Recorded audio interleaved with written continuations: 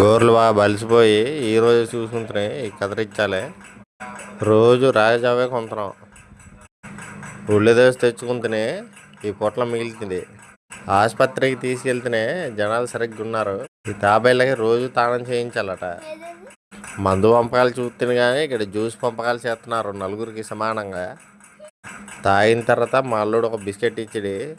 తిన్న తర్వాత బొప్పాసకాయ 50 రూపాయలట. ఇది ఎలాగున్నదంటే పంచదార అంతా తీసేసి సప్పడి తీచ్చినట్టున్నది. భోజనం హోటల్కి వస్తే కూరలు కొనుక్కుంటే ఈ రొయ్యల గోంగూర కూర 100 రూపాయలట. 10 రొయ్యలు కూడా రాలేదు, 100 బొక్క. ఈ పీదు మొహంది మాట్లాడితే నా సెల్లు తీసుకుని తెగ వీడియోలు చేసుకుంటుంది. ఇరానీ చాయ్ బీభత్సంగా ఉన్నది. రాజమండ్రి ధర ఏటీఎం కార్డు పట్టుకుని వెళ్ళి పెట్రోల్ బంక్ మేము వెనకాల దొడ్డి ధర వెళ్ళాలి కానీ ఇక్కడ లారీ అడ్డం పెట్టి అడిగి తీయమంటే హిందీలో చెప్తున్నాడు. ఏటో అర్థం కాలేదు మాకే.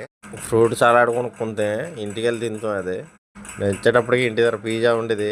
తినమంటే ఎవరు తినకపోయారు, ఎవరికి నచ్చలేదు. ఇది క్రేబుల్కి చుట్టుకుంటున్నాను. ఇది చుట్టుకుంటే కొంచెం గట్టుకుంటుందని వెళ్తే రోడ్డు మధ్యలో టైర్ బ్యాచ్ చెడిపోయేది. బాగానే ఇప్పుతాలు ఉన్నారు కాబట్టి సరిపోయేది, లేకపోతే నచ్చనాదు నా పనే.